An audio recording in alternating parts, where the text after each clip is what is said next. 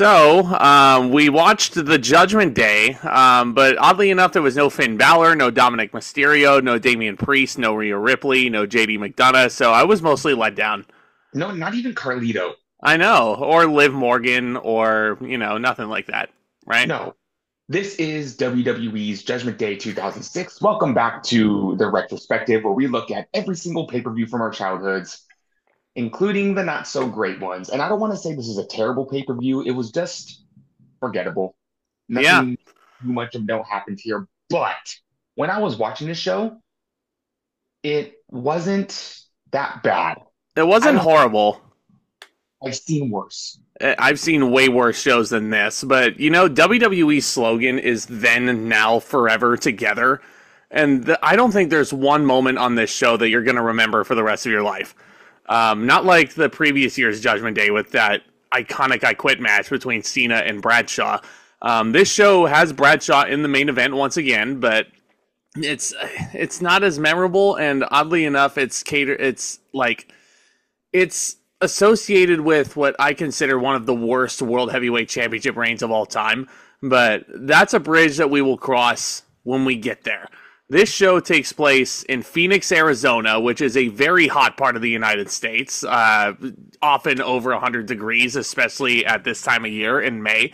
And the theme song for this, oddly enough, This Fire Burns by Killswitch Engage, which would be used by one CM Punk at one point or another. Who here forgot that this was the theme song? Raise your hand. We'll be talking about Mr. Phil Brooks in a few months here on the podcast because he's in developmental right now, I think. And yes, he is. About to make his debut. Probably one of the best things to come out of the WWE ECW era. And you don't know what we're talking about? Stay tuned for the next retro. Because we're going to be opening up that can of worms. And it's going to be a part of this podcast for the next 3 years, unfortunately. 4 years, something like that. Even though this Fuck my life. Is dumpster fire probably 3 months into the project. We'll cross that bridge when we get to it. But here we are, Judgment Day 2006. Did not watch the show live. But I do have fond memories of the build to this pay-per-view. Yeah, it's not as iconic as the year before, and I think the Judgment Days that follow after this aren't that memorable either. No. 2009, in my opinion, which I think is maybe. Yeah, no, the Judgment Day was never a memorable show again, really, after 2005, unfortunately. But we kicked things off, just like Judgment Day 05, one of our favorite shows we've touched on, I'm sure. M&M defending the tag team titles in the opener, but this time they're going up against the very exciting new tandem of Paul London and Brian Kendrick. Often known as the Hooligans to a lot of hardcore wrestling fans. They often shortened it to the Hooligans, but they were never announced as the Hooligans on TV. No, I knew them as London and Kendrick, and it's a running joke on this podcast how WWE tends to just throw two people together to make them into a tag team. This was one of the better ones. London and Kendrick are probably one of the most exciting tag teams WWE has had up to this date. And here's the thing. If you're going to throw two guys together, one, they got to have good chemistry. And number two, they behaved like an actual tag team. They came out to the same entrance music. They had the really cool entrance where they would run down to the ring full speed. They had the matching Joker mask. They had matching attire. They would do a backflip together off the top rope. It was really cool. These two felt like an actual tag team, and they performed like an actual tag team. So you could sit here and say, oh, London and Kendrick is a random tag team, but it worked. So many levels. Totally. And even though these are two cruiserweights that weren't going to win the Cruiserweight Championship anytime soon, they were put in a tag team, and honestly, it was for the better for both of their careers. And to your point, they came out with those antique circus masks that looked like they came out of my grandmother's collection, and it was always very cool. But yeah, this match, good ovation for the challengers. M&M, of course, have Melina in their corner, as they always have.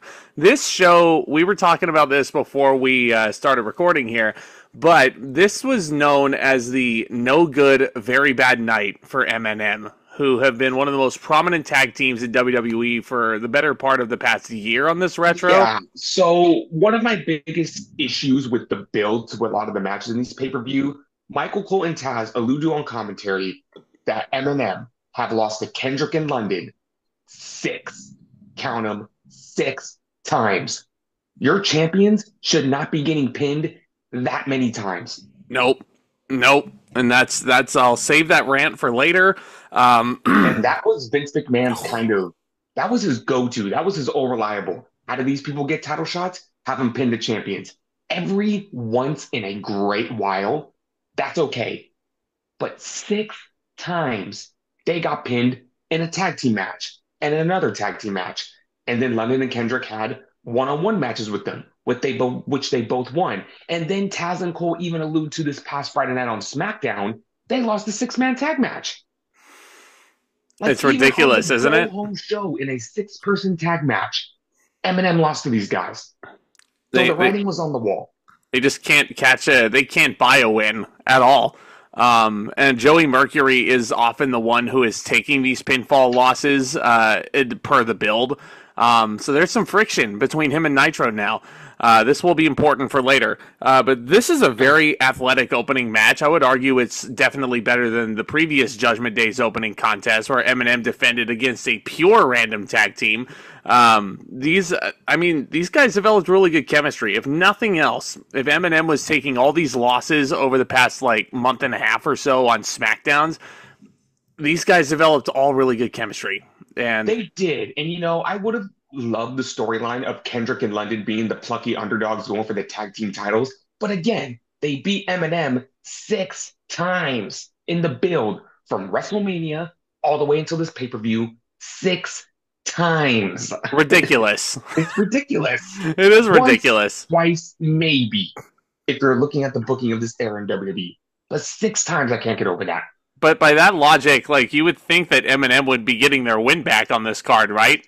No. If Vince McMahon truly is booking this show, a pure Vince McMahon move is to have the champions lose and then have them get their win back at the pay-per-view. 50-50 booking at its finest. But they don't do that. Eminem goes for the snapshot very early on, and they eventually do hit the snapshot on Kendrick, I believe. London was there to break up the pin. There's some really good near falls throughout this match. The crowd was hooked from the start, even though the match it's good, but it's not an instant classic match that I'm going to remember. Surely not on the best of the year list for 2006, but it's solid enough. The crowd was really hot for it. London, in particular, has a really cool move that works in these tag team matches. It's called the drop salt. So he'll drop kick somebody, and then he'll immediately go into a moonsault. Love that move. Love that move. London and how this tag team was the right decision. What were Kendrick and London doing before this? I'll tell you what. Kendrick was streaking in the ring. He was challenging John Cena to rap battles as Spanky. And London was a very interesting experiment. They put the Cruiserweight title on him. He had that really interesting feud with Billy Kidman. But he definitely had a glass ceiling. And you weren't going to see this guy challenging for the World Heavyweight Championship. So I think the tag team, like we said, was the best route to go because London and Kendrick, they just clicked together very well. Yeah, on their own, Brian Kendrick is obviously a ring wizard. Paul London is one of the best sellers to come out of the Ruthless Aggression era, one of the earliest Ring of Honor prospects that WWE plucked from the independent scene during my childhood. That's an unsung hero, really, of independent wrestling, I think, is Paul London. But so Melina goes in the ring to stop the count by screaming at the official, Jimmy Corderas. And I don't know how Jimmy Corderas doesn't wind up with hearing aids after this match. Can I say that's actually very clever? It is. Because usually the heel valet, the heel and the manager, they'll get on the apron, they'll pull the referee out. But Melina just straight up screams. And you know what? But that's her gimmick, though. That's her gimmick. Me too. Yeah. That's her gimmick, though. Taz was always, yes, I'm ignoring you. Taz was always, talking about how annoying the scream was, but he was always, being fed these really weird Vince McMahon lines on commentary that he was sadly forced to say. And London he ends up getting the hot tag. London with the drop salt.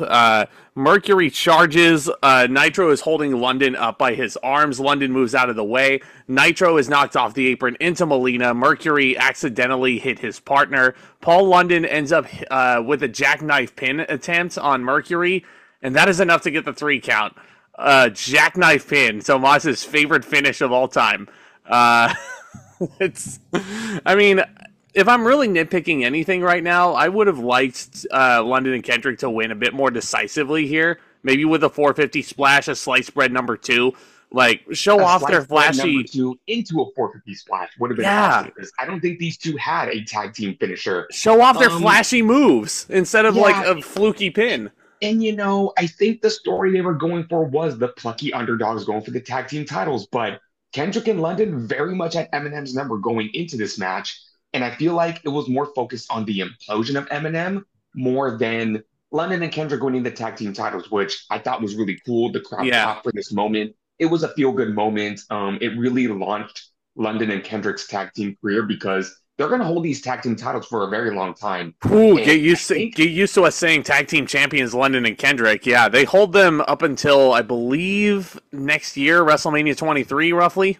And you know what? I think they're great champions because they get featured on pay-per-view a lot. They're on the Great American Bash. They're on No Mercy. Even up against opponents they should have dropped the titles to.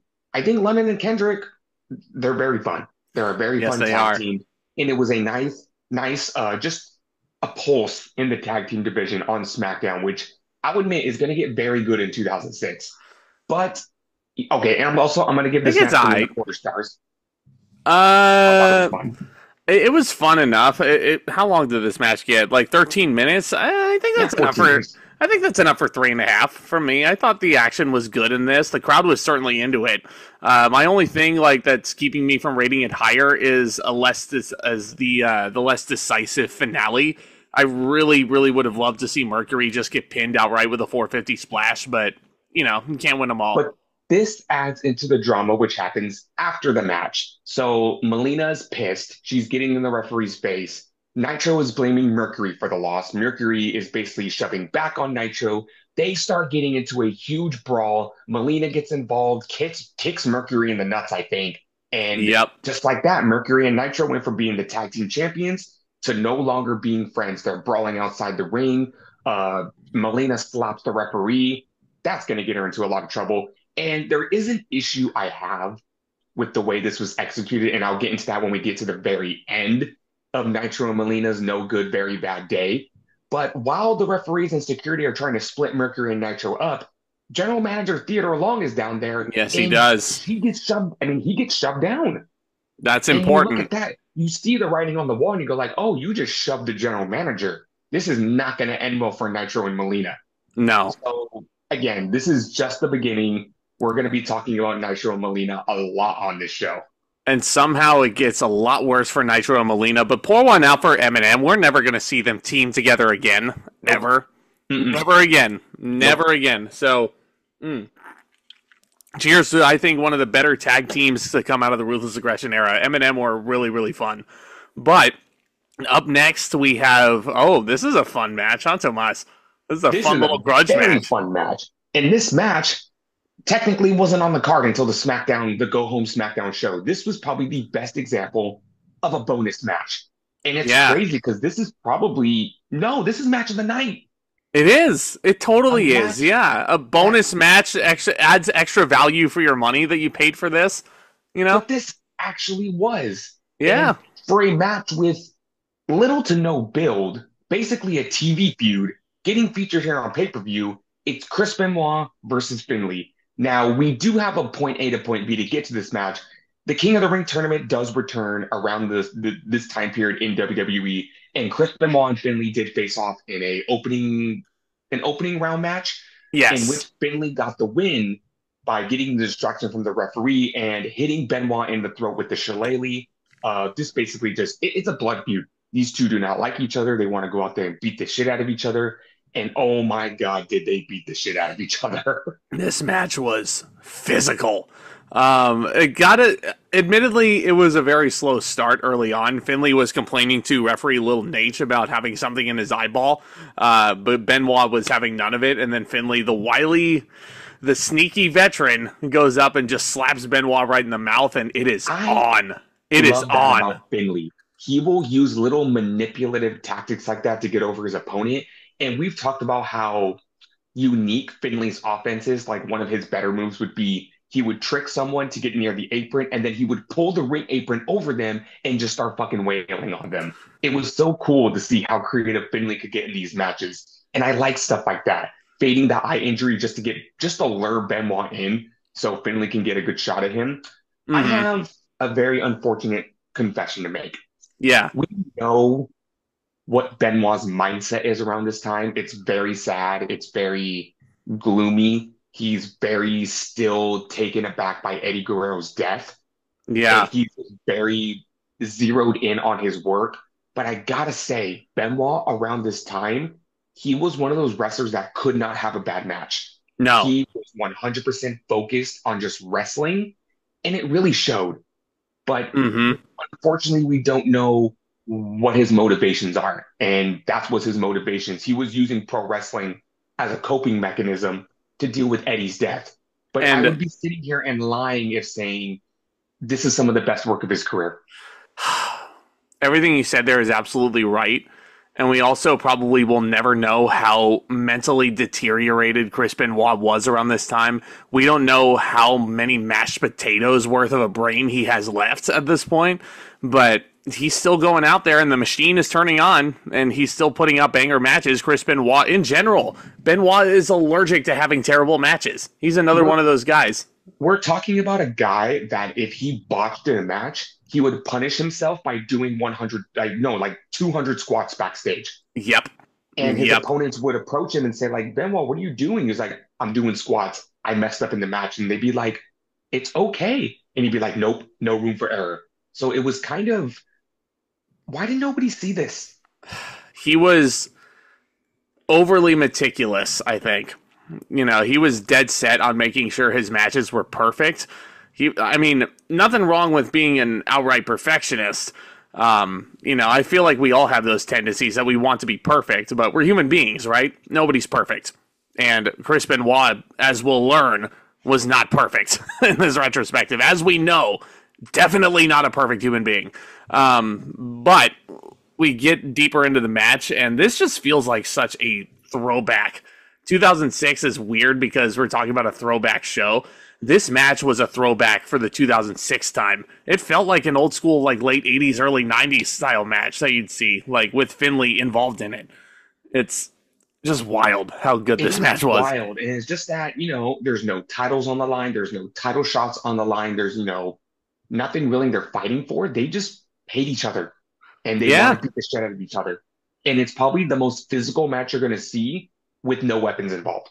Well, Finlay does try to use his trusty shillelagh on the outside, which Benoit counters with a nasty German suplex on the outside. Like, I don't know how many Germans Benoit hit in this. Like, it had to have been at least a half dozen. Like, at least. So, Benoit eventually does hit the Three Amigos as well, in homage to his late friend, Eddie Guerrero. Benoit tries to go for the diving headbutt at one point. Benoit's shoulder first into the steel post, which is gnarly. Benoit then takes down Finlay, and just like that, he has him locked in the crippler crossface, and Finlay's not even in the move for 3 seconds, and Finlay immediately taps out to the crippler crossface. And this was a very strategic tap out, in my opinion. The way Finlay tapped out was like, it's not worth it. He has me in this hold. He wins. Yeah. It's like, it's not worth risking the injury to try to go for the ropes. It's kind of like live to fight another day. And that's what these guys were playing Battleship with each other. Avoiding disastrous injury to his shoulder and arm area. This match got 21 minutes, dude. And this match flew by to me. I don't know if I can give it 4. I think I'm going to go 3 3/4, but this is my favorite match on the show. It may have gone a little bit too long for my liking. I think the start was a little bit too slow if I'm really nitpicking, but yeah, I thought this was really, really solid. I'm going to match your 3 3/4, and I think it would boost it up to a 4 if this match had a little more heat to it. Because Yes. I don't think this match was put together with the expectation that it was going to be this good. I No. think it was a time killer. But the fact that they got so much time, you know, if a United States title was on the line, And the maybe that would help out. Which, yeah, Finlay would soon become the U.S. champion, as we'll talk about down the line. The crowd was definitely into Chris Benoit still around this point, as if he just won the world heavyweight title, It's not even 2 years prior to crazy this. though. Everything that Benoit's been through and the work ethic he's putting, Vince didn't think for 1 second, I need to put the world title back on this guy.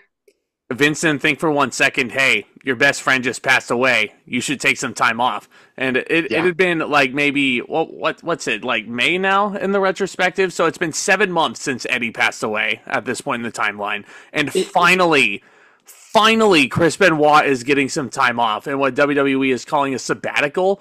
I believe on the Fallout episode of SmackDown, Benoit, I remember getting mauled by the great Khali.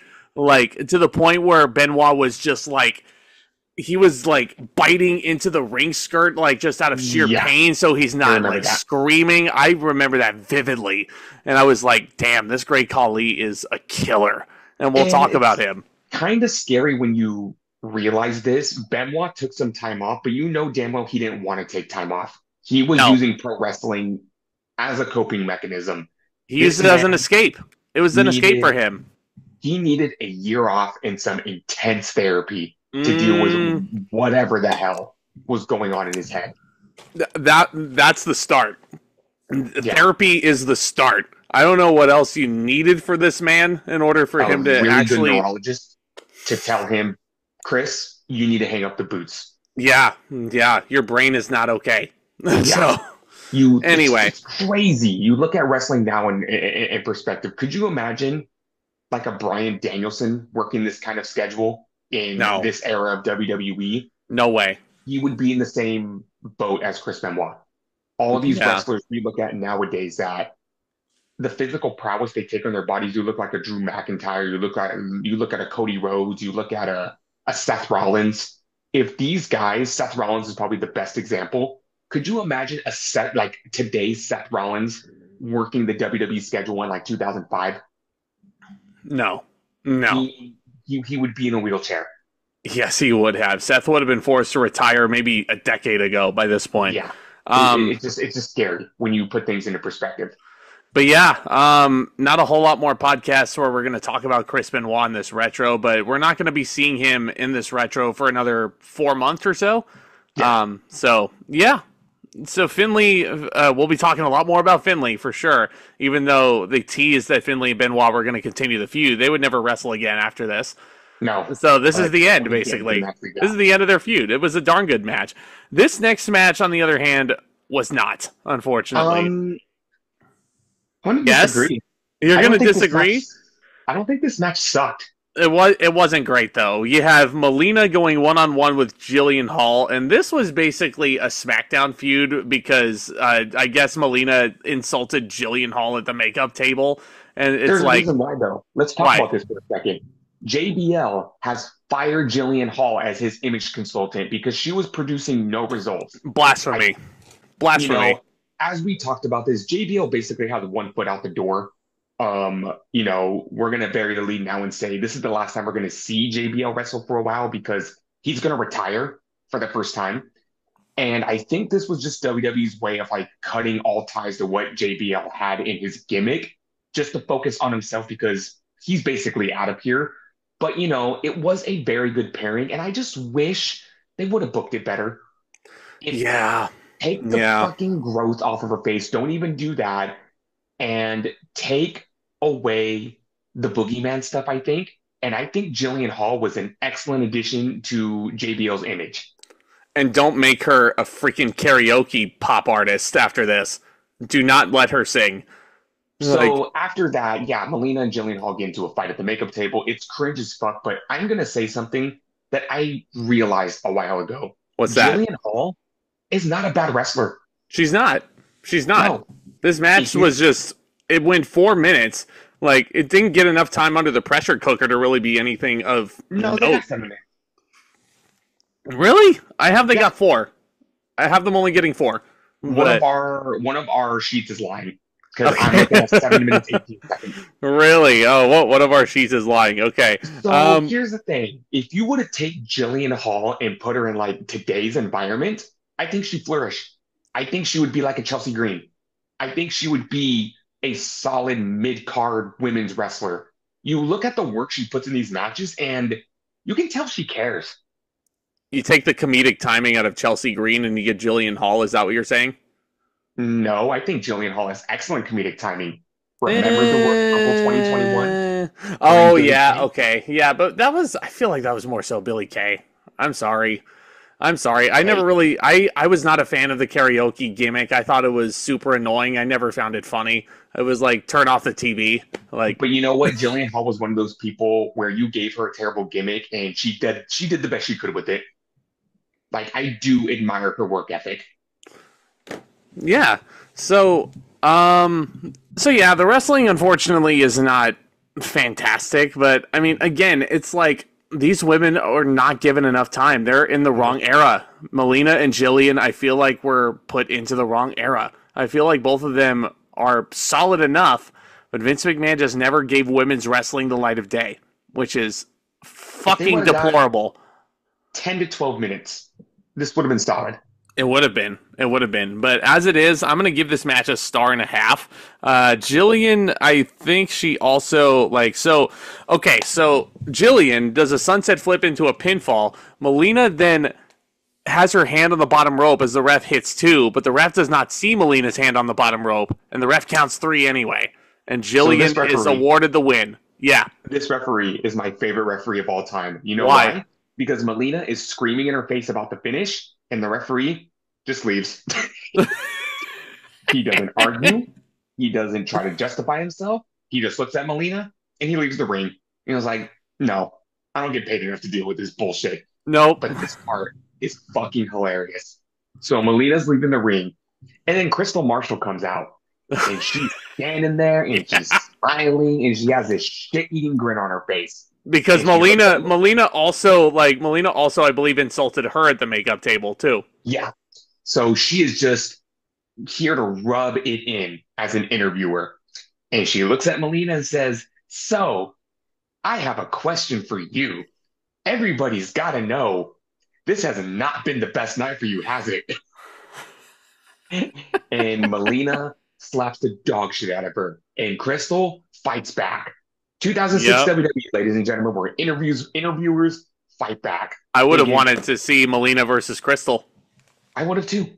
Yeah, but too bad that the next segment happened and we never got this match at the Great Correct American me if Bash. I'm wrong. Did Crystal leave WWE to go be Lashley's manager in TNA? Or am I thinking of a different Crystal? I mean, I don't see why you wouldn't be thinking of this Crystal because she was married to Lashley at some point or another. So I yes, think I she am right. was. Yeah. How crazy is that? That Crystal left WWE to go be Lashley's manager for Yeah. like 2 minutes in TNA. Right. Yeah, no, that's wild. That is wild. And she was a pretty darn good interviewer too. Like she had a lot of personality that not a Yeah, lot of interviewers that came along at WWE for the next decade had. yeah, Crystal absolutely had that character. she did. But yeah, Melina loses the match and loses her temper, fights with Crystal to the back. And you want to just skip ahead to the segment that she has in Teddy Long's office. Yes, because I want to talk about the execution of this because it was almost good, but I just felt like there was some inconsistency here. So Melina and Nitro go to the backstage area. They go to Teddy Long's office and they're complaining to him, saying, the referee didn't see my hand on the rope. I want a rematch with Jillian Hall and I want our tag team titles back. And Teddy Long said the referee's decision is final. You're not going to be getting any of that. And here's the thing. So throughout the night, Melina has struck an official.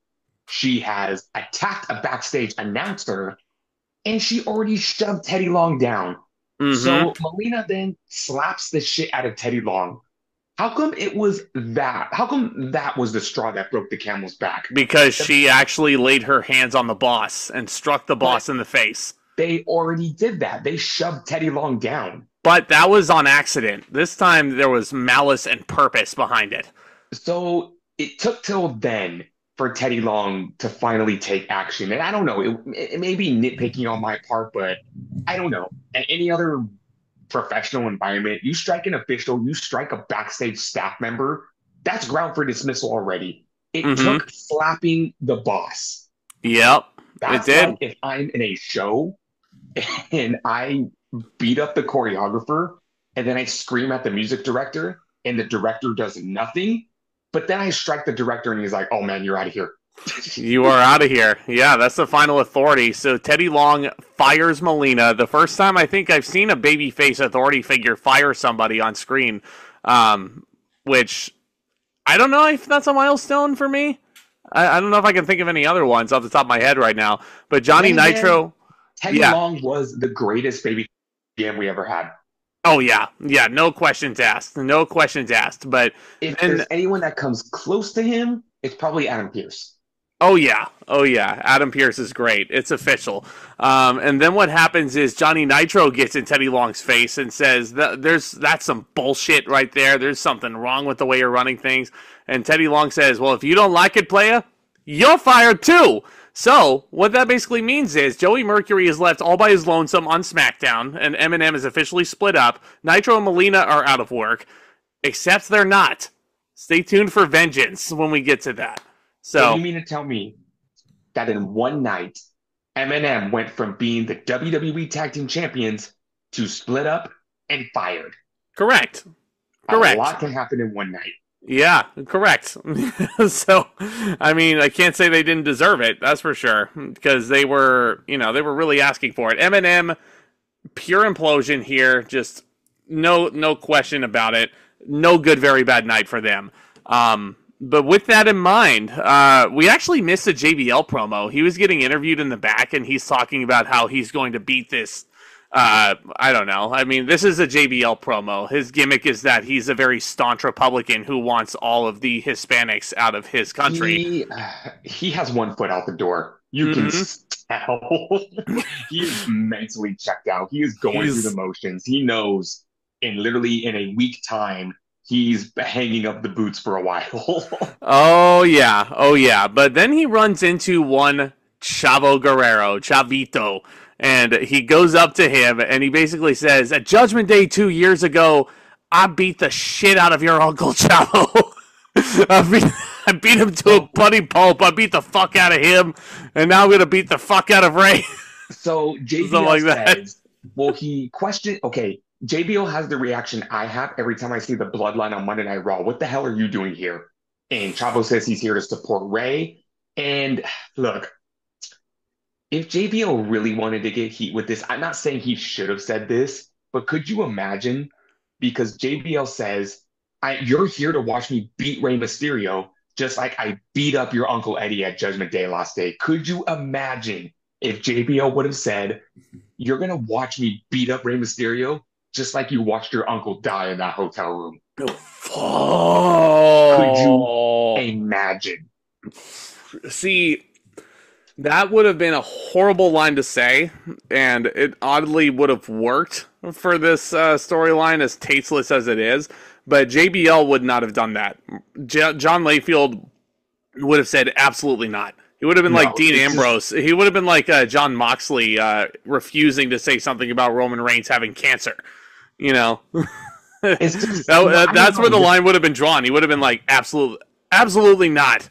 Absolutely not. The cadence in JBL's voice just felt like he was going to say, just like you watched your uncle die. And I was just like, no, I disagree with that, but could you imagine the fucking heat?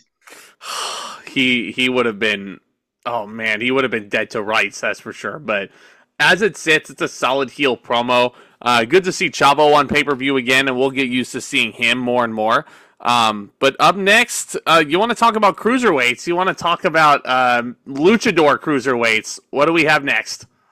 We have Gregory Helms defending the Cruiserweight Championship against Super Crazy. On paper, this should be a really fun match. Can I stop you? Can I stop you? He's defending against Super Crazy. So on paper, this should be a really fun match. And I think it is a really fun match. But my biggest issue with this is how they fucking treat Super Crazy. Super Crazy is a Mexican legend. He is an ECW legend. And what are Taz and Michael Cole talking about on commentary? So his first name is Super. Is that what it is? Oh, Mm-hmm. crazy, crazy. Oh, yeah, yeah, I'm talking about his first name's Super, right? Hey, don't take him seriously at all. He is super. He is crazy. He is We're super crazy. we're nowhere near that era. And that era makes me want to fucking puke. And that era Because makes you want to like jump out a window, huh? Vince McMahon took one look at Super Crazy and thought, this dude is a walking gimmick. He didn't take one look at his Mexican background, and he did not take one look at his ECW background. And that is a damn shame because Super Crazy is a It is a legend. shame. It is He's a a shame. legend. Hoovie's a legend. Psychosis is a legend. And here they are. But Vince did not see it that way. Early on, Nick Patrick stopped Super Crazy from doing a dive to the floor, but it's that classic trope you see in a lot of Rey Mysterio matches where Super Crazy then runs the ropes and he dives over Nick Patrick onto Gregory Helms. Yes? Since when is it illegal to do a high flying move?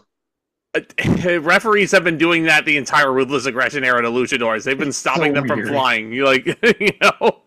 It's almost illegal. Listen, I don't even know the rules of normal lucha, so like I don't know if this rule actually applies to WWE.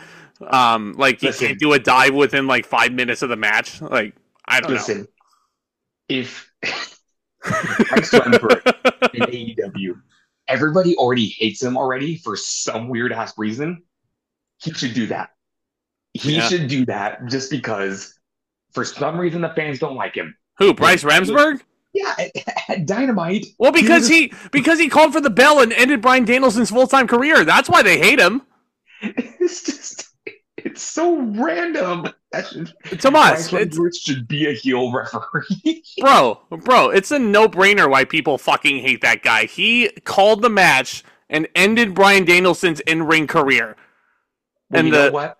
Then by that logic, I hate Charles Robinson because he counted the 1, 2, 3 to end the Undertaker streak. Well, no, that was Chad Patton. That wasn't. Oh, it was? That wasn't Charles Robinson. That Okay, was well, Chad then I hate Patton. Patton. Yeah. You should. Yeah. The crowd should have been booing him for the past decade. Anywho, I thought this was fun for what it was. The Good enough Cruiserweight match. is not taken seriously the way it used to, but I do like that we still have solid workers like Helms and Crazy that can carry us to a good match. Yeah. No, I agree with that. Super Crazy does get a couple of nice near falls throughout the match. Gregory Helms has been the champion since the Royal Rumble, and it's not like I was looking at Super Crazy and not thinking he had a chance, but I wanted Super Crazy to have a chance at taking this title. But Vince McMahon just didn't think Super Crazy was a legitimate like star, which sucks because Paul Heyman saw Super Crazy, and if you watch old school ECW, especially towards its dying days, Super Crazy is a top star over there. I'm serious. Super Crazy is over in ECW. WWE, not so much. Vince McMahon did not see money in this guy at all. He just thought he was too wacky for his own good. Two things Super Crazy was known for in ECW. He was the king of the three-way dance and that moonsault off the balcony. Yes. That's exactly what it is. But Gregory Helms puts him down with a blockbuster neckbreaker, crazy charging. This again, like this is just like so repetitive when I look at these finishes. So Gregory Helms rolls up Super Crazy, puts his feet on the ropes, and escapes with the Cruiserweight title by the skin of his teeth. That's a 10-minute match right there. It's not bad.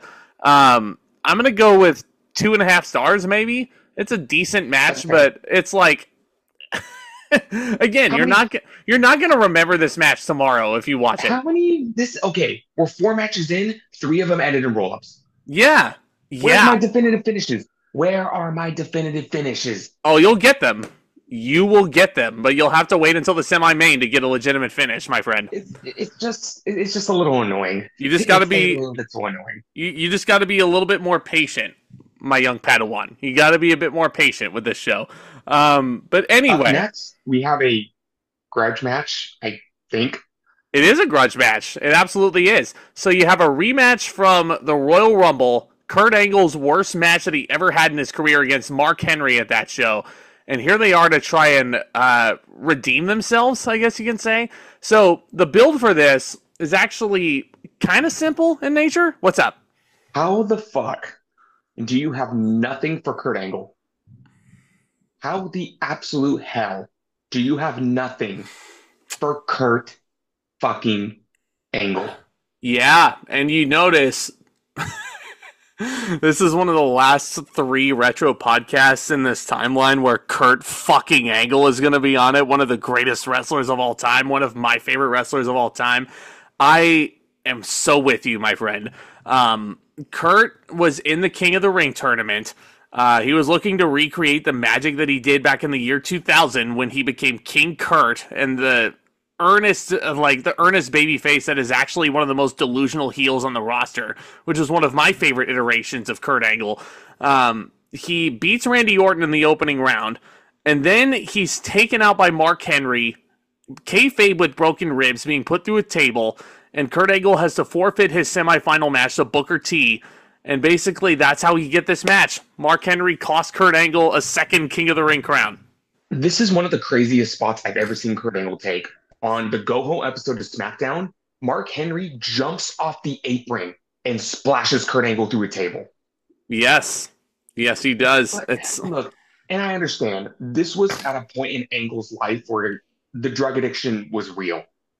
He was very much addicted to painkillers. And the story goes is that Vince wanted him to go to rehab. Angle said no, so Angle left WWE. But still, you look at his booking in his final months in WWE, can you blame Angle for being so upset? I can't. I mean, you look at the past year, this guy easily should have been WWE champion. Listen. He was the best goddamn wrestler on the planet, and here he was getting jerked around. He was just holding the big gold belt, and he lost it without even getting pinned at WrestleMania. Never got his fucking rematch for the gold either. Yes, he did. I don't think he did, dude. I think Rey Mysterio on episode of SmackDown. I don't think he did. I don't remember that. Rey Mysterio, Are you going to look it up? Yes, I am. Rey Mysterio, I remember him beating Randy Orton on the fallout of Mania 22, and then Randy Orton was suspended for a couple of months for being a dick. And then after that, Rey Mysterio started losing, and I don't think he ever faced Kurt Angle. I really don't think he did. So, if I were Kurt fucking Angle, and WWE has nothing for Kurt fucking Angle, I would probably want to leave too. Yes. They wrestled on April 28th for the World Heavyweight Championship. They did. I fucking don't remember that at all. I really do not remember that. And, I didn't know this. They wrestled on the June 2nd episode of SmackDown right before Kurt Angle went to ECW. Oh. And it was interesting. It was being highlighted as Kurt Angle's farewell match. Wow, you don't say. Mark Henry starts even before Kurt makes his way to the ring by clearing off the announce table, and you can just tell somebody's going through that, because nobody in their right minds thinks that Mark Henry's taking this announce table apart, and then they're like, nah, neither one of us actually want to take the spot. We're just joshing you. There's no table spot. Which is very ironic when you look at what the finish of this match was. Mm-hmm. Very ironic. Yes, and it's the classic Chris Lash rule coming into play here.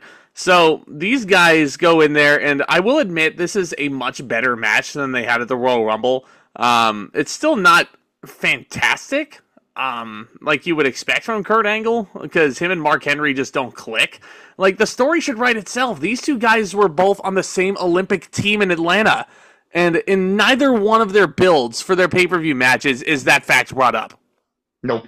Neither time. And I'm baffled by that. See it, especially later on in Mark Henry's career, he's a hoss that only works well with other hosses.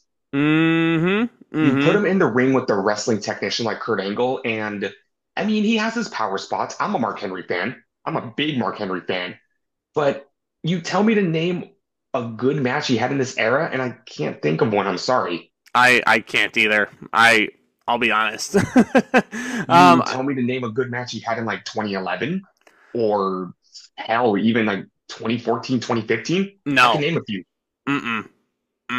I mean, Mark Henry, bless his heart, he was just never that fun to watch as a wrestler. No. I hate to say it. But Kurt Angle, actually, I went back and listened to some of the Kurt Angle podcasts on my way to work also, and this match came up. Kurt was not the biggest fan of this match either, Kurt himself, but he did mention how easy it was to get Mark Henry up for a German suplex or an angle slam, which I find baffling, because Kurt is basically giving an angle slam to a fucking refrigerator. Mark Henry is a giant man. Here's the thing. Mark Henry's the world's strongest man. And you know how you become the world's strongest man? Technique. So Mark Henry was probably very good at knowing how to lift his own weight. Oh, yeah. Absolutely. Absolutely. Angle is hit with the world's strongest slam at one point. These guys are hitting their greatest hits closer to the end of the match. Angle slam gets a near fall. World's strongest slam gets a near fall. Angle rolls into the ankle lock, but Henry, with the greatest of ease, rolls through with his giant tree trunk legs and sends Kurt barreling out of the ring. But this finish is so lame. It is so damn lame. Kurt Angle is splashed into the ring post. Mark Henry goes back into the ring, and Kurt Angle loses by count out on pay-per-view. Kurt Angle, know why this happened? Kurt Angle himself hated this too. Why did it happen? Because you're looking at two stars on SmackDown that can't afford a loss right now. Mark Henry. Why not? Mark Henry was brought back in a huge way, was set up to feud with the World Heavyweight Champion in Batista. He, sorry, I got distracted for a second. That's okay. He injures Batista, which leaves him with basically nothing to do except fight The Undertaker at WrestleMania. And you have Kurt Angle, who's fresh off of losing the World Heavyweight Championship, who is very annoyed with his booking. What do? If Kurt Angle already has one foot out the door by this point, and spoiler alert, Batista is very close to returning from his tricep injury that we've been talking about. If he's going to be feuding with Mark Henry at the Great American Bash, which he will be, why the fuck not have Mark Henry go over here clean? Why not have him hit Angle with the world's strongest slam and just pin him? And then, after the match, or better yet, okay, no. Here's what you do. I know we've been talking about this. So the aftermath goes on. I'm going to talk about this aftermath, and then I'll get into my pitch here. So Mark Henry goes back outside. He's not done with this beating. He goes over towards the announce table. Kurt Angle somehow rolls out of the world's strongest slam. He hits an angle slam on Mark Henry through the announce table, which does not break. Mark Henry takes a very painful-looking bump on this announce table. And then Kurt Angle decides he sees the table wasn't gimmicked properly, so he takes the steel chair, whacks Henry in the head with it as hard as he can. Henry timbers through the table, then now the table breaks, and we get the iconic Kurt Angle looking around the crowd, and the camera zooms in, and he's like, yeah! You guys thought he debuted that in TNA? No. This is... I hate using the phrase Perk Angle. I really do, because people were saying that Perk Angle was probably one of the greatest wrestlers of all time. I don't want to glorify somebody using drugs. No. I really don't want to. Me neither. But I just think it's so funny that Angle was supposed to hit the angle slam on Henry, and he goes through the announce table, and the table didn't fucking budge. So he even mentioned this on this podcast. He goes into detail about how the tables sometimes are gimmicked just right. The tables are not gimmicked enough, or they're gimmicked too much. The case of too much, a perfect example is when Triple H dropped him on his fucking head on a pedigree at SummerSlam 2000, and Angle ended up woozy with a concussion.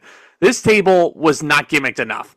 Or how about when Randy Orton was fighting Kane on SmackDown and his foot stepped through one of the holes where the monitor goes? And that's just Randy being clumsy. That's just Randy being clumsy. That's not a case of the table not being gimmicked enough. But here's my pitch. And goes, the table didn't win today.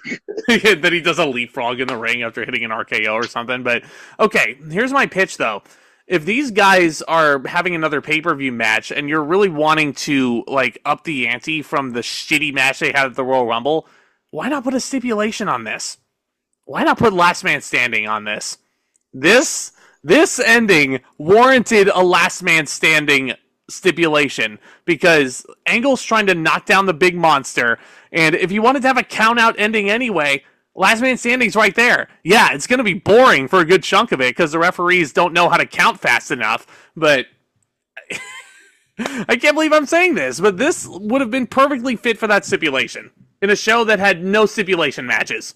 Because it's a good stipulation. It's a fucking terrible stipulation, but as it sits, 2.25 stars. These two just were not a good match together at all. I hate saying that. Yeah, it just felt very there, and just looking at the booking of both guys, it really much felt like neither guy can lose. So they went with the bullshit finish. The aftermath was more memorable than the match itself, and it's a good revenge angle from Kurt, who, ironically enough, his mouthpiece actually said the word revenge on it in this show. So he got a measure of it. But what's up? 2. Yeah. 2 more pay-per-views where we get to talk about Kurt Angle. And he faces the same person. Yeah. Yeah. Enjoy while it lasts. Enjoy while it lasts. In my opinion, the next pay-per-view is the last good match he has on pay-per-view. Well, now we just need more excuses to go watch older pay-per-views where Kurt Angle's on it, right? Or yeah. Or TNA shows. Yes. Yeah. We've been talking about it. Let us know. TNA Plus. Let us know down in the comments if you want to hear us talk about anything of that nature. Lockdown 2008. You want to just watch that Samoa Joe win, huh? Damn but right okay. Speaking of two men who would go to TNA around this point in the retro, we got something pretty monumental here, so to speak. Monumental. It is the return of the King of the Ring tournament, SmackDown exclusive, may I add. We've had a 4-year drought of having the King of the Ring tournament. Something tells me Vince didn't want Brock Lesnar to be the last King of the Ring to last very much in the history book, because it's so funny. Throughout the night, they're going over King of the Ring moments. They talk about Bret Hart winning King of the Ring. They talk about Triple H winning King of the Ring. They talk about Stone Cold Steve Austin winning King of the Ring. They're basically going about them in chronological order, minus King Mabel, which, damn, that sucks. Obviously. They even talk about King Angle, and the last one they talk about is King Edge. And I'm just sitting there going, hey, WWE, who won in 2002? They're still fucking petty that Brock Lesnar wanted to try his hand at football. They are still petty. It's been 2 years. Would you get a grip? Would you get a grip at this point?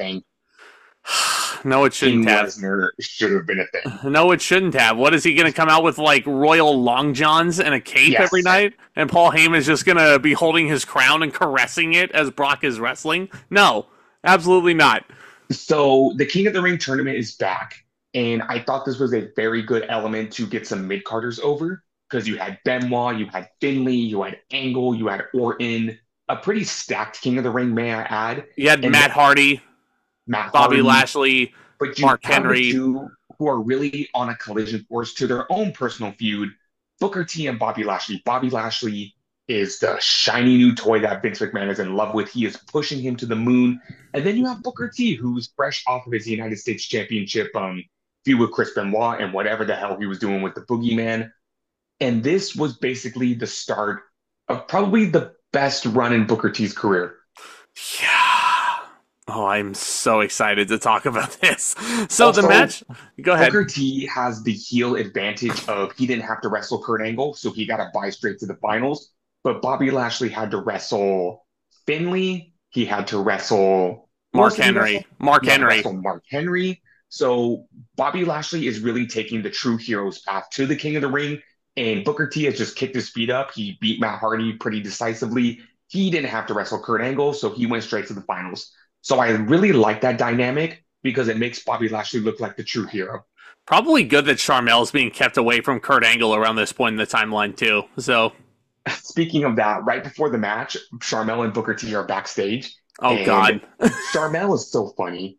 She goes, "You're going to be the king. You're going to be greater than who should say King King Midas or something like that." King Midas says you're going to be better, bigger than Martin Luther King, and she just goes off all these obscure King references, just hyping up Booker T. Oh man, I'm sure You Booker should have T. said Booker T would have been bigger than King Louis. Now that is merit. Oh yeah, oh yeah.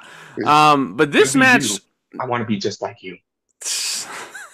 no, no, we're not. We're not doing that. We're not Why making Disney not? references right now. We're not doing that. Booker T should have looked at Charmel when she mentioned Martin Luther King, and he should have been like, "Tell me you didn't just say that. Tell me you didn't just insult my idol or something like that, I sucker." I would take it as an honor if someone said I'd be bigger than Martin Luther King. Let me tell you Yeah. that. Oh, I mean, I'd be honored too, but Booker T is like, "Oh no, no, you didn't just say that." This match was pretty good. Wouldn't you say? Yeah, but you just reminded me of Survivor Series 2006 that we're going to be talking about soon enough. And wait, no. Oh no, we already talked about the segment. We did. Which Never segment? mind. The Vince McMahon segment with Booker T. Oh, yep. Yeah, that was I was like, last year at Survivor Series. Yep. anywho. But no, it's okay. It's okay. Anywho. Bobby Lashley is pretty dominant early on, and he corners Booker T and he does some of the shoulder strikes. Booker T rolls out of the ring. Lashley looks down and says, "Eat him, eat him." God damn it, you took me off guard with that. Yeah. I mean, like, he never fails to say it every pay-per-view. Like, I'm telling you guys what happened on these shows, and, like, I wouldn't be sitting here lying to you, right? You know, there's no way I'd be lying to you. Lashley, every pay-per-view, finds a way to... Did you watch Dynamite last week where he took down Swerve Strickland and said, eat him? Yep. Did you watch that promo where he basically gets on the horn for the Hurt Syndicate and he says, "Eat him! Eat him!" Damn right I do. But yeah, no, so these two guys, I mean, there were a few clunky spots with Lashley. Booker T, I thought, carried him to a pretty decent match. Would I go as far as to say this is Lashley's best match so far? I don't know. When you're working with someone like Booker T, who always makes his opponents work and is a true workhorse around this era, he really brought out the best in Bobby Lashley. And even if you don't think this is the strongest match between the two, these two are going to wrestle a lot over the summer. And yes, they are. Booker T truly brings out the best in Bobby Lashley. Yeah, they're going to be wrestling for a good chunk of 2006, actually, when Booker T eventually does become King Booker. Spoiler alert. Lashley, you know, Charmel's being the typical heel valet. She's, grabbing Bobby Lashley's leg when Lashley has momentum and he's getting a running start for something. Booker T eventually gets the distraction down, decks him with a super kick and a rock bottom for a nice near fall. It's a really good near fall, actually. Lashley then... What are you talking about? He hit the rock bottom. Lashley then hits Braun Strowman's running power slam for some reason, even though we haven't seen Braun Strowman yet in this retro. The crowd was definitely getting behind Bobby Lashley, that's for sure. They were chanting for him. Booker T with a scissors kick to the back of the head, and that's a really, really nice near fall. If there's nothing else that I can give this match credit for, is they were actually selling the urgency of winning a cape and a crown. They were really selling that urgency in this match, and I dug it, sucka. So they didn't bring it up on this pay-per-view, but is it after the fact they say that the winner gets a shot at the Great American Bash for the World Heavyweight Championship? They never made that clear, ever. They never did. Like, that's another thing about this tournament, and that's why I don't miss Vince McMahon as creative. He never made it clear what your reward was for winning the King of the Ring tournament. Never made it clear, aside from when Brock Lesnar won it, ironically enough. Kurt Angle, when he won King of the Ring, I don't remember them explicitly saying that he was going to get a title shot at SummerSlam. I mean, it's a launching pad, certainly, to the world title scene, but they never outright say, hey, the winner of the King of the Ring gets a title shot, aside from when Brock Lesnar won it in 2002. They never outright said it. Like, I guarantee you they never did. William Regal never got a title shot. Sheamus never got a title shot after winning the tournament. King Barrett? Yeah, King Barrett. Yeah, you know, King Barrett. He just won a fucking gimmick. He won a fucking gimmick for 6 months. The match itself is okay, though. Lashley goes for a spear after another spin kick. Charmel then starts distracting the referee, which then leads to Finlay running interference for some reason. because Lashley beat him in the semifinals. Lashley nails Booker T with not Booker T, Lashley rather, with the shillelagh. And then Booker T gets back up. Michael Cole is screaming on commentary, "You've got to be kidding me! Not this way!" Booker T one more scissors kick, and Booker T becomes the king of the ring. Only went 9 minutes, though. That's interesting. For a King of the Ring final, it may have felt a little underwhelming, but I do like the chemistry that Booker T and Bobby Lashley kind of built in this match. And like I said, it's only going to get better between the two. Mm-hmm. So I think for a starting point in this feud, I thought it was solid enough. I'm comfortable giving it 3 1/4 stars. I don't think the match went long enough to warrant that for me. I'm going to go 3. I thought there were still a few clunky moments here and there with Lashley. Booker T is definitely the general carrying him to a decent enough match.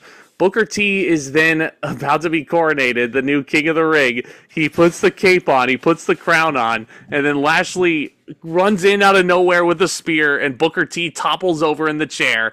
And he's never officially coronated on pay-per-view, but he's on there with his cape and his crown, and he's crying like Prince John in Disney's Robin Hood, which is, it's a flex of a reference right there.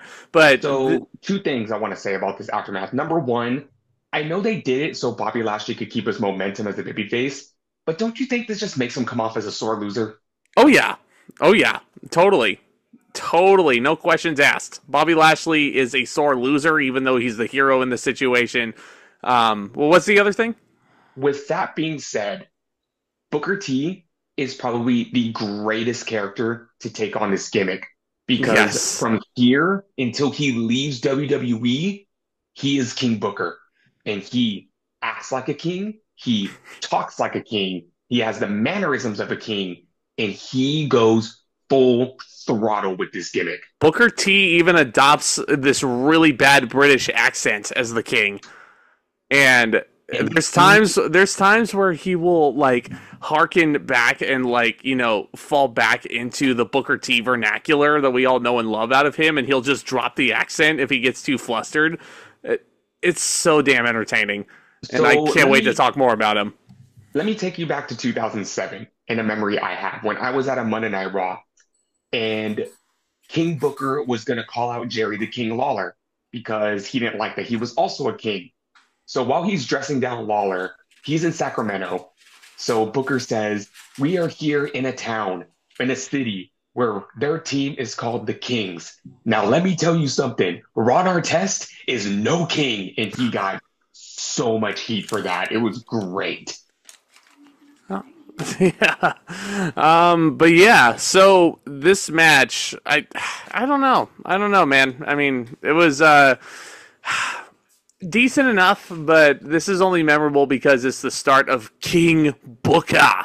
But that memory, yeah. We're gonna delve very much into the King Booker character as it goes on, but you said it earlier, having Charmel with Booker was the icing on the cake because she's gonna become Queen Charmel. And again, we've talked about this before. She definitely just takes so much influence from Sensational Sherry. All hail King Booker! Get used to hearing that because she will say it constantly every time he comes out to the ring. Yes. And again, she is just so underrated. Such a good manager. Such a good heat magnet. And again, every time I see her, I just think about Sensational Sherry. Yeah. She was the best valet since then. Totally. I am in agreement with you there. And there will be plenty more opportunities to talk about King Booker when that time arises.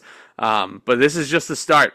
This is just the start. And he's going to be kicked into a whole other universe. And he's going to be the king of the world at some point or another. But yeah, up next. Oh man. Okay, you ready to open up this can of worms? You ready to do it? Up next, you have The Undertaker going one-on-one with the great Khali. So, Monday Night Raw has Umaga. Umaga was fucking awesome. In the ring, everything about Umaga and his presentation, aside from the silly Islander talk, was never allowed to speak English. Great presentation with Armando Estrada, especially as his manager. Phenomenal. The Great Khali when he first arrived on the scene, and I'll never forget this, I was watching this episode of SmackDown as a kid. Undertaker was wrestling, I don't even remember. It might have been Mark Henry. It was Mark Henry, yeah, because he's another one of Daivari's boys. Daivari then leaves at some point, and he comes out with this mammoth of a man. And Michael Cole and Taz are like, who is this guy? He's a giant. And then I'm sitting there and I'm like, that's Turley from The Longest Yard. That's who that is. That's Turley. That's Turley. Let's go back to 2006. Back in the days where, let me tell you something. To all you young ones out there. Mhm. Once upon a time, Netflix used to be a service where you would go online, you would sign up for a monthly subscription, and you would have DVDs mailed to you. Yep. So when me and my family discovered Netflix, every single Saturday was movie night. And we would go on there, we have our queue listed up of all the movies we wanted to see. And one night we watched The Longest Yard, a remake starring Burt Reynolds and Adam Sandler. And Chris Rock. And Chris Rock. It's a star-studded cast. It's a guilty pleasure of a movie for me. I love it.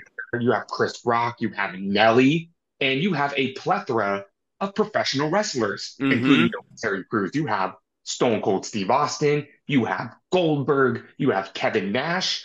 But there's this one scene where Adam Sandler and the Chris Rock. The Chris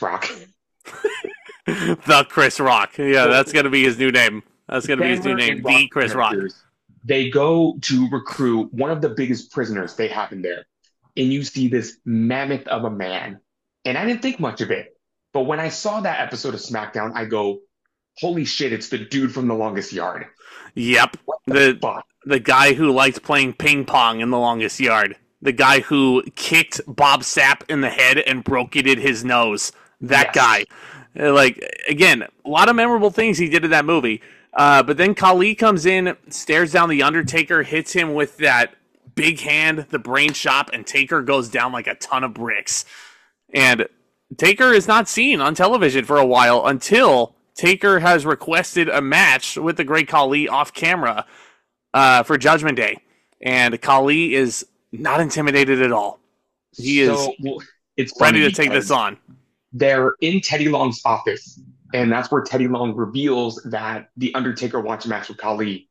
And the sheer just mention of Undertaker's name sends Khali into a rage. He just roars like it was a trigger phrase for him. I'm going to take a piss.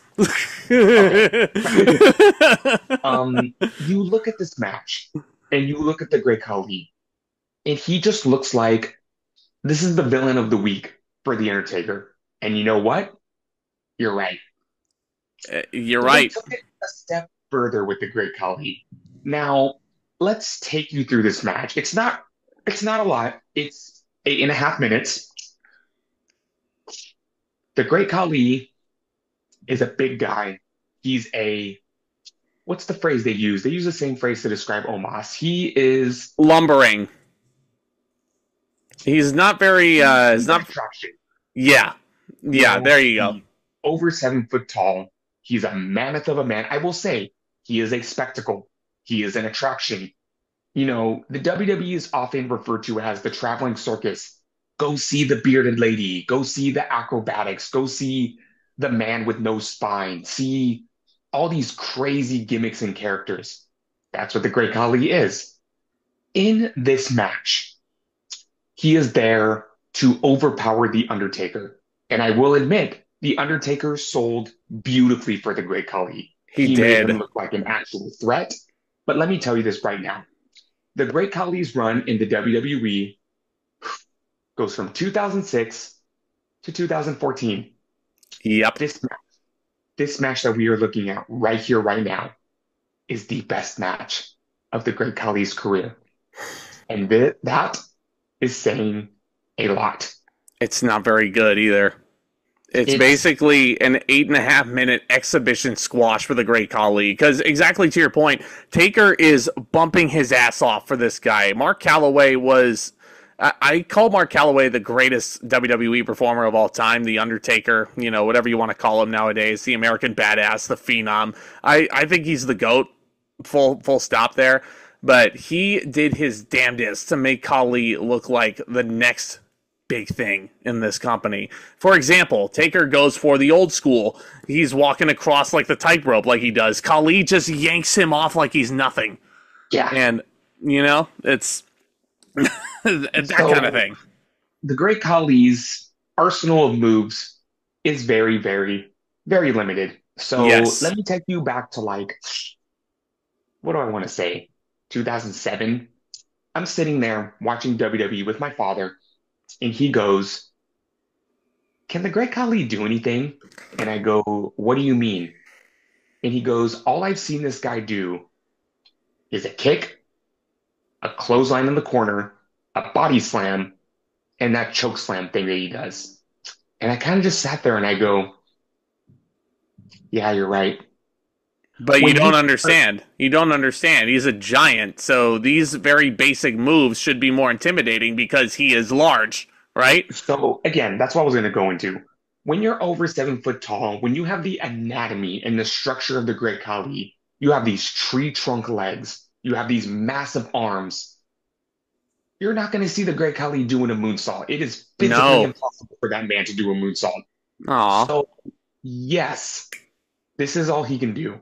I was waiting for Khali to hit a moonsault at some point in his I career. was waiting for him to do a 450 splash. I would have freaking loved that. I would have wanted to better yet see him hit like Will Ospreay's Will Ospreay's entire moveset. Oh Like, yeah, if you put Will Ospreay's moveset to the Great Khali in a video game, like that is an OP cheat code right there. I want to see Like, him with Ricochet's moveset. I think Great Khali could hit a 630 splash. or like a handspring elbow like Tajiri. Yes. But this is just fantasy booking on our parts. Taker, there is a point where Taker does get some offense, though, even though this is basically an exhibition squash for the majority of it. Khali has his arms tied up in the ropes, just like Andre the Giant did so many times back in the day. Taker eventually does throw some soup bones. Khali gets out of the ropes, hits one more head chop, the brain chop, that was always an OP finishing maneuver in SVR 07, and then Khali does the unthinkable. He puts one Hold foot. on. Hold on. Before Yeah. that, Taker does kick out of the brain chop, but then all Khali does is kick him in the face, which follows to 1 foot on the Undertaker's chest. Michael Cole can hardly believe it. 1, 2, 3. A decisive, as decisive and as clean of a win as you can get for the Great Khali over the Undertaker.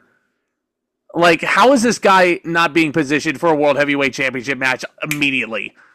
How? because they saw how overexposed he was in the first 2 months he was with the company, and they do put the world title on him. Spoiler alert: it's not going to be for another year, but yeah. So That's not going to be a fun time. That's not going to be a fun time. Let's look at the positives of this. The very few positives. How many times has the Undertaker ever put over somebody clean? I don't remember a lot. The fact Not a that lot. Taker was willing to do the job for the Great Khali just goes to show what a professional the Undertaker was and how committed they were to making this guy look like a threat. And in this match alone was the closest the Great Khali ever looked like being a legitimate threat. He pinned the Undertaker.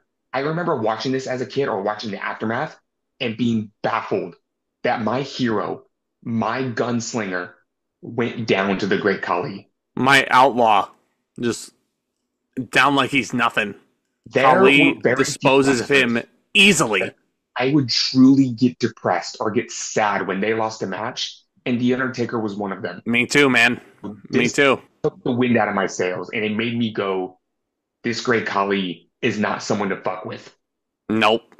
Ended up putting Chris Benoit on the shelf for 4 months. And he is going to be on the warpath for a while of shitty matches. But this is, like you said, probably the best Khali's ever going to get. With that being said, a star and 3/4. That is the highest rating I will ever give a Great Khali match on this podcast. Mark my words. Today, November 13th, 2024, at 8:50 p.m. This is the highest rating I'll ever give a Khali match. In my head, I'm looking at all of the pay-per-view matches he has. I can't name fucking one that I enjoy. I'm going to give this a 1.5 stars. That's the best thing I can give it. I mean, there's one that I think could be better than this, and we're not going to talk about it for another year or so. And I'll reveal what that is after we stop recording. And I'm going to leave you guys hanging in suspense for right now. I have a feeling I know what match you're talking about, and I'm going to tell you this right now. That match has nothing to do with Khali, and it has everything to do with the two others that are in the match. Well, I mean, it's probably not the one I'm thinking of, but it's probably not the one I'm thinking of. But yeah, I mean, it was a pretty decisive win. But the feud is not over. It is not over, and believe me, it gets a lot worse. Stay tuned for the Great American Bash when we talk about that one. That is going to be a fun podcast. That is going to be a very fun podcast. But with that in mind, up next, I mean, I need to get on my soapbox at some point before once you introduce this. I have to. I have to. I can't hold it in anymore. And you already know what my biggest issue, one of my issues with this match is going to be the minute I say it. For the World Heavyweight Championship, you have the United States Champion, JBL, challenging Rey Mysterio, the Cinderella Man, the man who won the World Heavyweight Championship at WrestleMania, defeating two of the best for his friend Eddie Guerrero.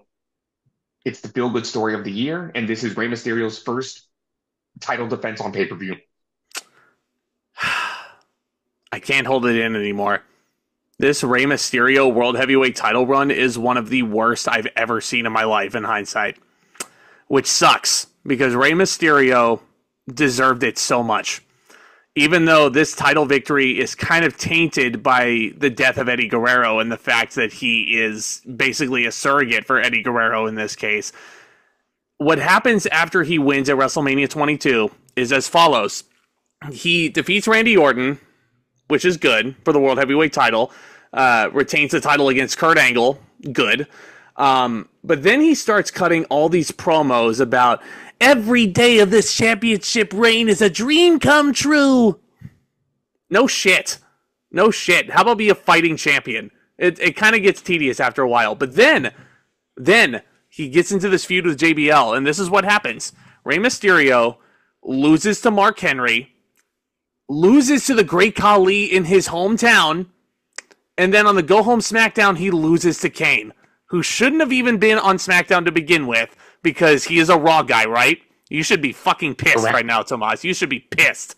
But the reason for him being on SmackDown is the fucking funniest thing in the world. It is. Yes. Took place on May 19th. Yep, and then JBL like suckered Rey Mysterio in. He was like, "Hey Rey, what day is it?" And then Rey looks at him and he says, "May 19th." And then JBL with the biggest shit-eating grin on his face is like, "You said it! You said it!" And then Kane's pyro hits, and then Rey Mysterio is just killed right there. Also, why is JBL getting this shot? I'll tell you why. Because he won the United States Championship.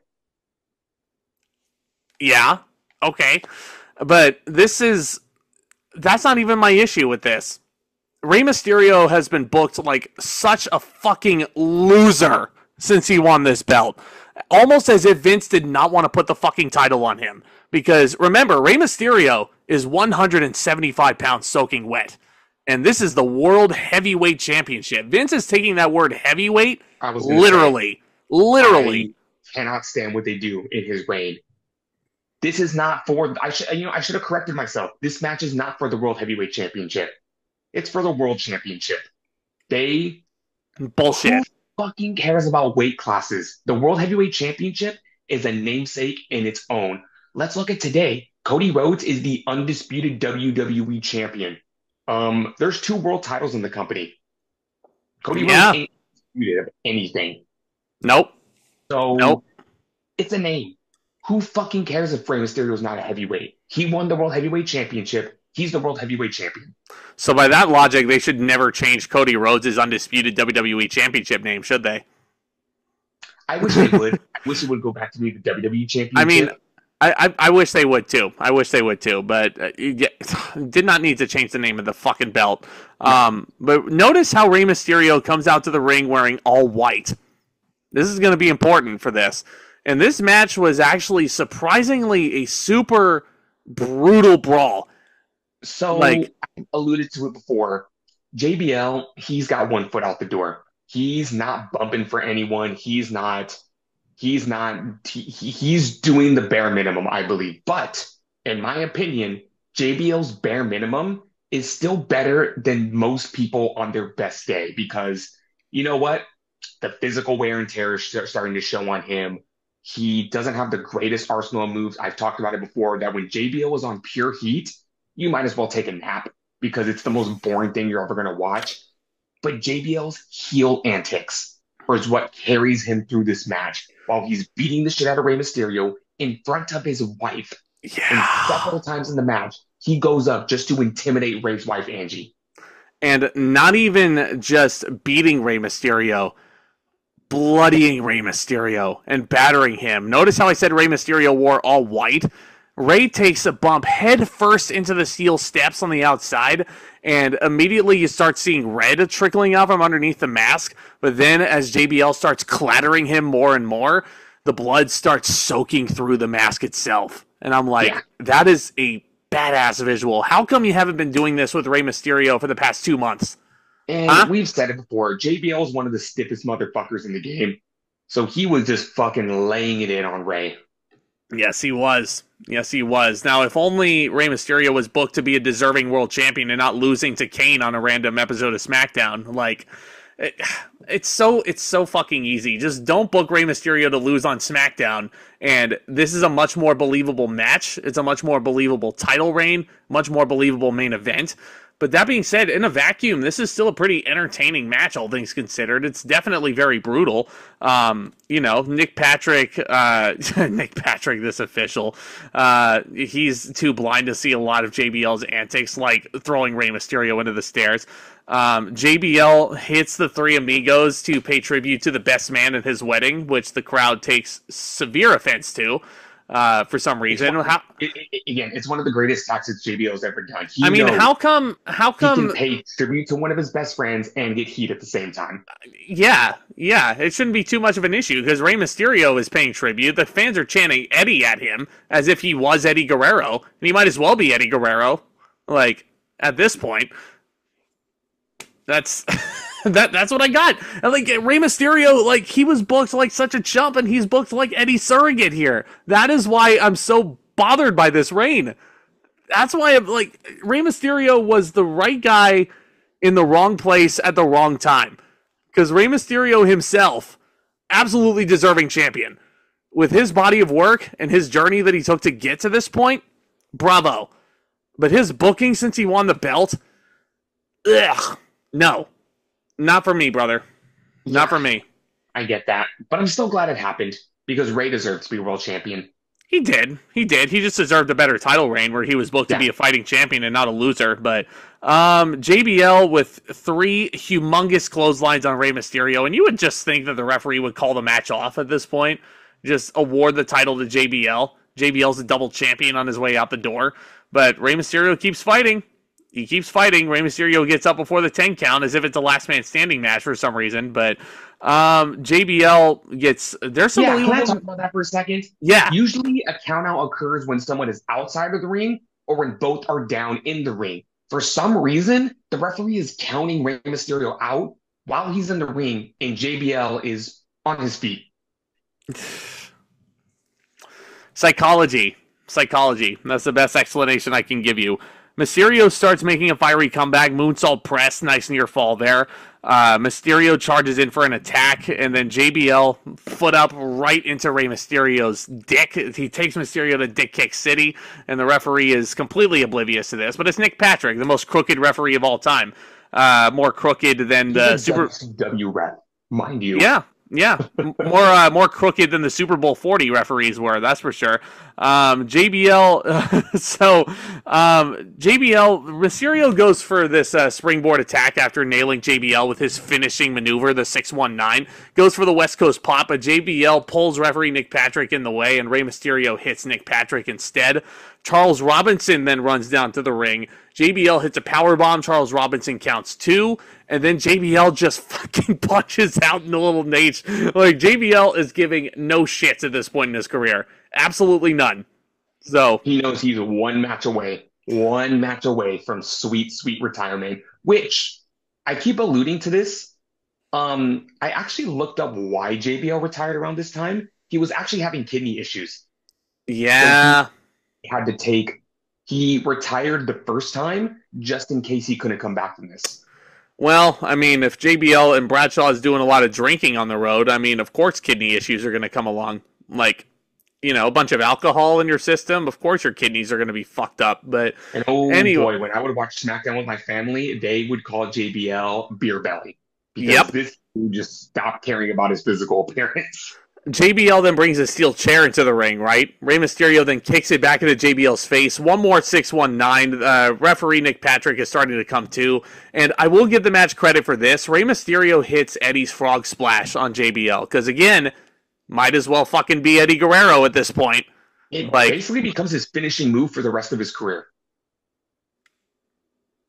I mean, if it's a tribute to Eddie Guerrero and they're not booking him like Eddie's surrogate, then yeah, I wouldn't have a problem with it. But Ray, But to be fair, look at the West Coast pop. You can't hit that on everybody. no, And the no. 619 alone is just a kick to the face. So I'm glad, and Ray would modify in his career. He would do the frog splash. He would do that crazy splash where he would jump off the rope and do this. He would drop the dime. Yeah, the dropping the dime was a great finisher. The leg drop to the back of the head. So I'm glad at least that Ray was able to grow his arsenal so he could hit it on anybody. Yeah. Oh, I agree with you there. But really And Dirty solid, Dom does it better. solid main event though. Rey Mysterio retains the championship somehow, some way by the skin of his teeth. He's bloodied. He's battered. Chavo comes out to celebrate with him. Enjoy that bond while you can. That's all I'll say.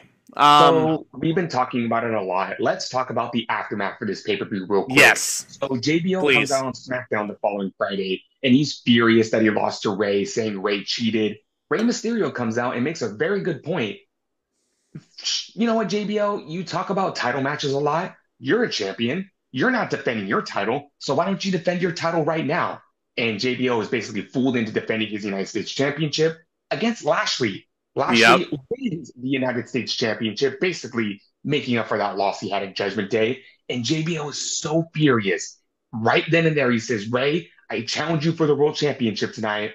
And if I lose, I'm gone. Yep. And What Rey happens? Mysterio Ray beats wins. him. He beats him. Clean as a whistle. That's another good thing about this. JBL then walks out and, oh boy. Stay tuned. Say goodbye to the iconic duo of Michael Cole and Taz on commentary. They were very serviceable for SmackDown in its early days of the brand split. We'll get into that in the One Night Stand review. Yes, we will. Yes, we will. And Because even also- more so in the Great American Bash podcast, which I fucking cannot wait for at this rate, You know, thinking more about and- that show. You know what's an extremely funny coincidence? Both of JBL's retirements were at the hands of Rey Mysterio. Yep, that's a fun fact for you right there. Shows you how willing he was to put the little midget over, right? remember One Night Stand 2005 when he held out his ticket, Rey Mysterio was in the ring and he's like, I got a ticket, you little Mexican! That's fucking racist. Well, JBL's character is he's a racist. Like, With that being said, I'm going to give Judgment Day a 6.5 out of 10. same. It's not the worst show in the world. It has its bright spots, but I feel like it was just there. Put it side by side with Backlash, which we just talked about, right? Backlash itself also wasn't the greatest show, but at least it had two phenomenal matches carrying it. And as tasteless as the Vince McMahon versus God angle was, you remember that shit. You don't remember a single thing off of Judgment Day 2006 for the life of me, unless you're watching the show and like it's refreshing your memory a little bit. But yeah, it wasn't the greatest show, but not the worst. Not the worst I at feel all. like this is a running theme with SmackDown pay-per-views. A lot of these SmackDown pay-per-views are very forgettable. Yeah, And the best thing I have to say about Judgment Day is, it's mediocre at best. Not the most offensive show in the world, but when I want to watch classic wrestling pay-per-views, I'm not going back to Judgment Day 2006. yeah. Remember how at the beginning of this podcast, WWE's mantra is then, now, forever, together. And there is nothing on this show that you're going to remember for the rest of your life. So No. it's not a skippable show in that sense. It's very thumbs in the middle, I would say. So Yeah. With that in And mind, the thing with Rey Mysterio's title reign, you remember when he won it and you remember when he lost it. Everything else in between, it's there. it's I mean, you remember him losing, and it pisses me off the more I remember it. I don't remember his win against Kurt Angle, obviously. Don't remember his retention over Randy Orton. do It's you remember when he retains against Mark Henry by disqualification? no, but now that doesn't surprise me at all. It really Yeah. doesn't. But It was a um, very charming way he won. He basically did lying, cheating, and stealing to beat Mark Henry, but well, still, good. when out of his five title retentions, one of them is by disqualification and another one is by no contest. It's Tune a into our stand review for more on that. It's a fucking horrible world title reign. But yeah, stay tuned for ECW One Night Stand 2006, which is one of the most popularly requested shows, and we're finally going to fucking get to it, guys. Don't you worry. We got Vengeance coming down the pipeline, which is not a very good show at all. Great American Bash as well is memorable for all the wrong reasons. But no shortage of topics here on the ZNT Wrestling Show. We got AEW Full Gear, which I completely fucking forgot about. And it's technically one of their biggest shows in their calendar year, which That's next weekend, isn't it? the 23rd, yep.